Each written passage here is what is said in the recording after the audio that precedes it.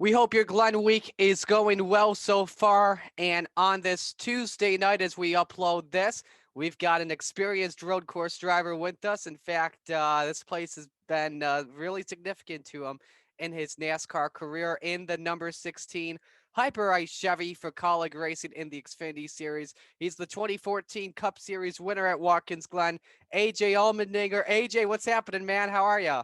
What's up, man? How you doing? I'm I'm doing good. I try to get my golf tan on over the last couple of weeks. So the face looks very tan. I take the shirt off, it's quite white. So other than that, not too bad.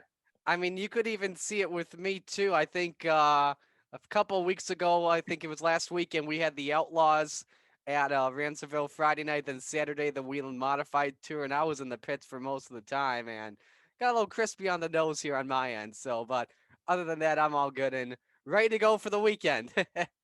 Yeah, I mean it's I think it was a much needed break for all of us at College Racing over the this 2 week span, but everybody's for sure ready to get back to racing. And it's always funny. It's kind of like the off season too, right? You get the first weekend, you're like, oh, thank goodness, I need a break. By the second week, you're like, okay, I'm bored. Like Yeah. let's nothing. Let's go back racing. That's me as well when the off season comes. Like, yes, the season's over. I can finally do the stuff I want to do for fun, which is racing and other things. But then once you get in that second week, I'm like, oh, can it just be speed weeks already?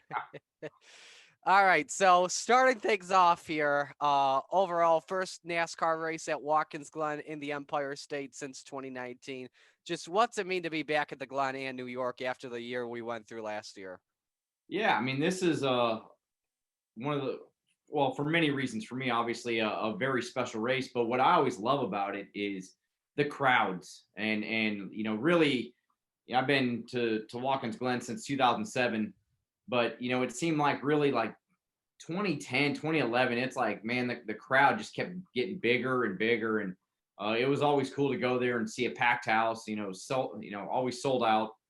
um, the fans there are so knowledgeable, and they love NASCAR racing in general. They're passionate about the sport. So it was for sure missed last year. And I think, to be able to go back there and get back at that racetrack, which is a lot of fun, but more importantly, have the fans there and have that energy, because man, it's cool doing like the pace laps and the truck lap where we're waving to the fans. Like, you feel the energy and it's loud, and uh I just love it. So I can't wait to get back there. Yeah, absolutely. Last year in New York, you have no idea what it was like being a sports guy here in the Empire State. It was just so tough having no fans until we got to April or May. But now with everything starting to improve when it comes to the vaccination rate here in New York, you're getting 100% full crowd, and likely it's going to be the biggest crowd of the year for the Xfinity Series race. Maybe not just when it comes to the stands, but also when the campers come, because usually all the campers come in Thursday and Friday, and there's a lot of camping that happens during Glen weekend. Yeah, I mean, it's just most of the time I've done a lot of appearances there and stuff, and I mean, it is, you just walk through there. I mean, and it is packed. And I mean, some of my best memories is just some of the signs that you see that fans make. Like, they're pretty hilarious. Like, some of them we can't repeat here, but like, that's the thing that always stand out to me in 2014 is under the red flag there. I parked next to the Australian fan base. I happened to be parked right next to them as we were sitting there under red, and all I heard was AJ sucks for like 30 minutes. And it was like, it actually made me laugh and relax me, knowing that I was going back green with one of the best ever at Marcus Ambrose, and try to win my first Cup race. So yeah, just stuff like that. Like, it's so cool, and it's such a fun weekend. And I'm sure, as you said, Marty, that the fact that there hasn't been any fans allowed at a lot of these places for over a year, like, it is going to be a packed house, and it's going to be probably rambunctious, a lot of energy and a lot of craziness. So looking forward to it. Absolutely. So let's talk about the season as a whole. Just how much you've talked about it a lot in these Zooms we've done in the past on the NASCAR conferences, but just how much fun are you having working with Matt Colleague, Chris Rice, and developing these up and coming drivers like Justin Haley and Jeb Burton than what you were doing maybe 5 to 7 years ago? Yeah, I mean, it's two sides to that question, really. Just the fun side of college racing. It's a different level than I've ever experienced, and other teams, I've loved my guys, and always tried to make sure, like, all the men and women at those teams, like, they knew how much I appreciated all their hard work. But it starts with the top, and when you have such great energy from Matt Collig and Chris Rice, and it trickles down. I mean, it makes it enjoyable, and you're still going to have those ups and downs. And me, especially, I'm hard on myself. So when it doesn't go well, it's I'm upset about it, but I get over it pretty quick. And what makes it better is Matt Call and Chris Rice. They make me get over it a lot quicker, and we move on to the next thing, or we don't talk about it anymore, and we focus on the next race, or whatever the next thing we're doing. And that's what's really enjoyable about it. So with that said, I'm also at a different point in my life, and this is kind of a bonus, because after 2018, I didn't know what was going to happen. So everything after this has been a bonus, and I've found a home here, and really enjoy it. And whether it's working with Justin and Jeb and trying to help, anything that they need to develop, or really trying to move the organization in the right direction, and just being a small part of it. Like, there's so many reasons that I enjoy it, and I'm very fortunate that they want me around still, and we're going to do it for at least a couple more years. So it's for many reasons. This year's been a lot of fun, but really looking at the future, what college racing is and can be, that's the part that I truly enjoy. Statistically, you've got 2 wins, 11 top fives of the season, average finish of 9.4. You've got 5 stage wins. You're second in the points coming on in, and I believe second ranking in the playoffs should they start today. Without question, this is the best chance you've had to contend for a championship in any form of NASCAR racing. So when the playoffs come around mid-September, what's the big key going to be for you on your end? Well, I mean, I think it really comes down to, and this is what we're working on, and in certain areas we've been really good, and in other areas we struggled a little bit. It's all about trying to make sure when we get to Vegas, being at our best, and that's what we're really focusing on, uh, especially after the restart here. Is taking these, I think, whatever it is, 7 races, and making sure that everything that we've learned up to this point, and trying to fine tune that, so when we get to Vegas, we know, okay, these are the setups that we need to have. These are where we're going to be. This is what is key to our race cars, not only for me, but for Jeb and for Justin.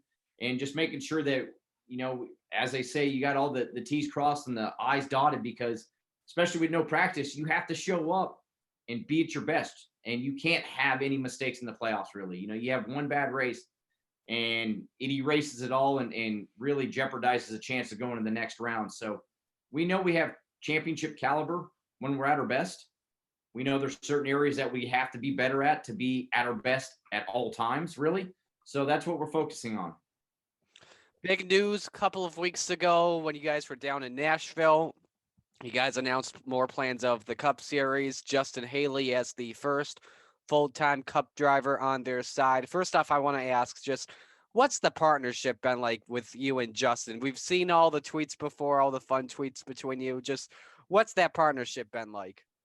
Yeah, I mean, I've gotten to know Justin over the last 3 years, and the first year I only did a few races, so I wasn't trying to come in and uh, as you say, like, really, I did not take over the team, but I was just trying to do my part. I was like trying to go out there and win a race for Matt Collig, and try to always let Justin know, like, hey, if you need advice or you want to talk, like, I'm here, but I'm not forcing that on you. Like, we are our own people, so we go about things a different way. But what I saw in Justin is, obviously he's still very young in his career, but he's got so much talent.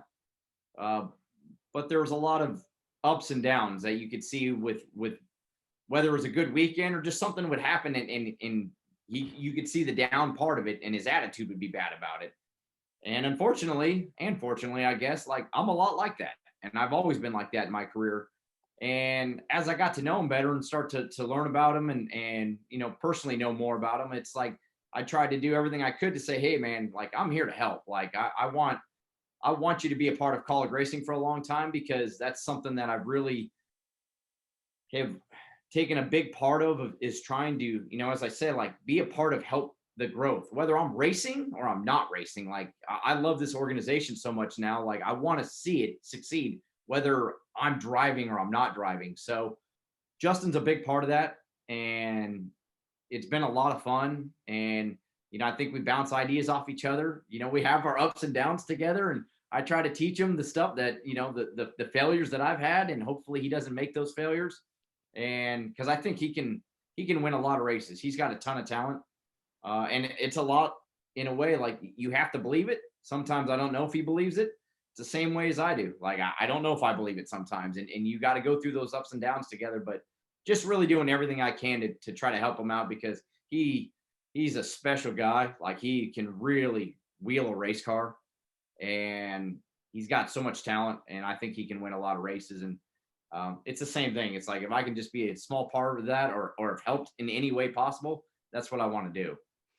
Kaulig did get a second charter too for the Cup Series, and your plans for next season, you'll do full-time in Xfinity and also part-time in Cup. How many races are you possibly planning around? I would guess as well that would include all the road courses next year with the next gen. Yeah, honestly, I have no idea. That's a Matt Kaulig, Chris Rice. I think it's a scale that keeps changing as we move forward, and Matt and Chris and all the men and women here figure out, like, okay, this is direction of the Cup car and the two charters. And that's the hard thing about the charter, right? They're hard to get. So when you have the opportunity to go get them, you're going to do that. But after that, you have to figure out, okay, you can't just sit on the charter. You can't say, all right, we're going to keep it for a year and not race. You know, obviously you can lease it out, things like that. But that's stuff for Matt and Chris to really focus on what that second charter is going to look like. You know, I just keep going with the saying, like, I'll race as much as they want me to race. Like, if whatever that is, I'm in. So let's look at some memories back here as well. You talked about it earlier, the day you and Marcos had that great battle and you won under the red flag. The Australian side of the crowd was booing and saying those things we can't say on the air though.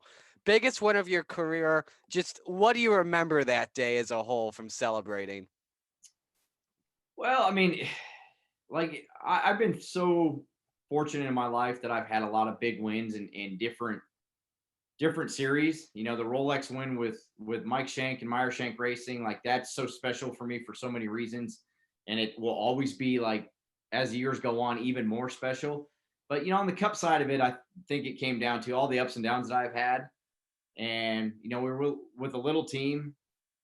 JTG Doherty, like, you know, with Tad and Jody and Brad Doherty, I mean, they haven't had a lot of success in Cup. And I remember testing there earlier in the year, and we left that race, and I thought to myself, like, wow, like this car's fast. Like we may have a shot at this, like a real shot to go win this race. And I even told my parents that I was like, you might want to come out to this race, because I don't know, it was just weird. Like, and I'm never like an overconfident guy, or heck, sometimes if you ask Chris Rice, even a confident guy, I'm always like, I'm hard on myself. So I never want to kind of ramp those emotions up when it comes to, like, do we have a shot to win? But there was just something about it after that test. I really thought, man, we have a chance. And we showed up in the weekend. We had speed. I remember we went on a different strategy middle of the race. I thought the strategy was just done. Like, we didn't have a chance. Jeff Gordon broke just after pit lane. We needed a yellow right at that point. Like, everything seemed to work out. And then the battle with Marcus was something that I'll never forget, because it took me to a level that there was, especially at that point, like, I didn't know if I had. I was like, okay. And it was cool to, like, come out on top with a small team. First win in my career, first win in Tad and Jody and Brad's career in NASCAR when it come to the Cup side of it, and everything about it, you know. And it's like the emotion, the celebration wasn't even anything crazy. Like, we had fun, but it wasn't like over the top. I think we all just like, did this really happen? And it's big, you know, it's big to be able to check that off, that you're a Cup winner, whether it's one win or Richard Petty's 200 wins. Like, I mean, to say you're part of that organization, of that group of, I'm a Cup winner, like, that's a big deal. I think my favorite part that day when you won, and I was just a kid back then watching this on the TV, Well, thanks. Now, was thanks is for making me feel really old, man. I'm 22 now. I was 15 back then. Oh, Is when Brad Doherty was jumping up and down in the ESPN studio, and he's a tall guy. For those that yeah. haven't seen him, he's really tall, 7 feet tall. Him jumping up and down and trying to lean forward at the same time so his head doesn't hit any of the lights. It was really funny. That's probably my favorite part of all of Yeah. The worst part of it was he came in victory lane and he picked me up. that. And at one point, like, I think he forgot I was still in his arm because he's like carrying me around, like high fiving people. And I was like, Brad, I'm a man. Put me down. So I mean, because of that, Marty, like, there's so many like great just memories of what that day meant. Yeah.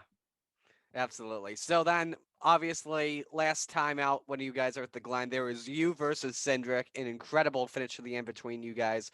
I know at the end, unfortunately, you failed post race inspection, but that was a war in the final going. So it's likely going to be you versus Cindric with the road course skills both of you guys have. So my question for this is, what will it take to swap it the other way around?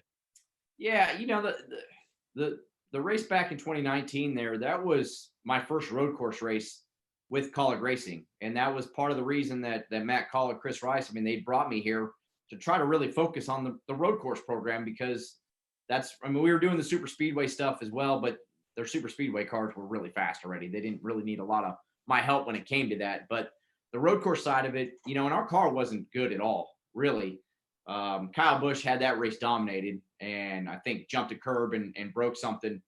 So really, it's like as Kyle went out, all of a sudden, I think it probably opened all of our eyes. Like, okay, like now we have a shot because Kyle, I mean, he had us dominated. So that was something there. Our car wasn't very good. That was the whole goal, was to start there and keep working on making it better. I remember Chris had said even after Mid Ohio, said, you know what, we're not ready to win on these races yet. We want to get to the Roval, and that's when we want to win. And that's what we did. But yeah, Watkins Glen, it was a battle. I'm probably happy I didn't win after failing post race inspection. What had happened there was that we in the bolts in the back of the car, they never had somebody jump the curbs like I did. So I started spinning them back out. So by the end of the race, I remember thinking, I was like, car wasn't great, but it was okay early in the race. I thought, man, this thing's handles terrible now. I have no idea why. And we figured out at the end of the race, the back of the car was basically like a low rider just dragging the ground. So it was a battle. And I really think the updates and everything that we have worked on in our road course setups over the last couple of years, like, we have a lot of speed in our cars. So that's never been the best racetrack for Colleague Racing. So we're going back there with some ideas and no practice. It's a wait and see, but I like our chances. Couple more questions here for you before we let you go. First off, I believe you're doing double duty this weekend in the Cup race too, correct? Nope, Oh nope. wow. We made a decision at the beginning of the year with back-to-back races on the road course. With us, we only have one road course car on the Cup side of it, and we want to make sure that thing was ready. So we kind of looked at it that no practice at Watkins Glen, and we're going to have to start at the back because of that. And Watkins Glen, I mean, you can get to the front, but it's tough to pass. We just looked at Indy being with practice, qualifying, and everything, that'd be our better chance to really focus on that. And knowing that I've been at Indy already, and a lot of those guys haven't, maybe just a little bit of help. So that's why we focused on going to Indy. And I believe you had a great battle there too on the road course last time out, correct? Yeah, we've had some good battles. It was Cindric, myself, Chase Briscoe. Like, it was a heck of a battle, and that's what these road course races are all about. Like, the talent in the NASCAR side of it, all through the ranks, is I mean, it's some of the best in the world. So you got to beat your A game, and I feel like what we're doing, especially on the road course side of it, we've really made our cars better. So I'm looking forward to these next 2 weeks. I'm curious as well in the future. Obviously, you've raced in IMSA before / Grand Am, and they've had 2 Watkins Glen races in the past under the Grand Am sign when they raced with the boot and on the short course. I'm kind of curious in the future too. Would you be down to see NASCAR possibly race on the boot at the Glen? I would love to run the boot. I've never actually raced the boot except on iRacing. Like, I think it would give some passing opportunities. I understand why you do it on the short course because it keeps everything more compact. The racing's a little bit tighter. I think if you add the boot, it separates the field a decent bit more. But maybe going to places like Road America and Coda, where the racetrack's a lot longer, you can see it still can put on great racing. And so it'd be cool one day to run the boot. Finally, AJ, let's give you this opportunity. Shout out your sponsors, shout out your crew guys. Well, we got Hyper Ice on the car this weekend. Like that's been a big partner of us for this year. Like a new partner that we brought in. We have a lot of great new partners. We've won a race for Ramco, which will be on the car, I believe, at Michigan. So that'll be a fun deal to have them back on the car.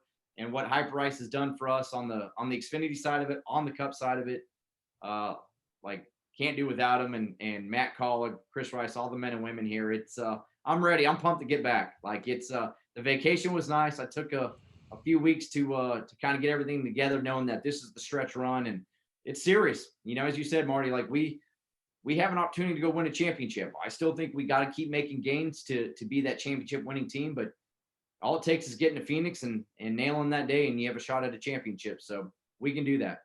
Well, AJ, this has been a lot of fun talking with you these past 20 minutes. I'll definitely be stopping by before the race to say hello in person. I'm starting to get a little sick of these Zooms from time to time. Best of luck to you on Saturday. I can't wait to have NASCAR back at the Glen. Well, I appreciate it. Thank you so much. The Xfinity race, 4 o'clock on CNBC. Don't miss out.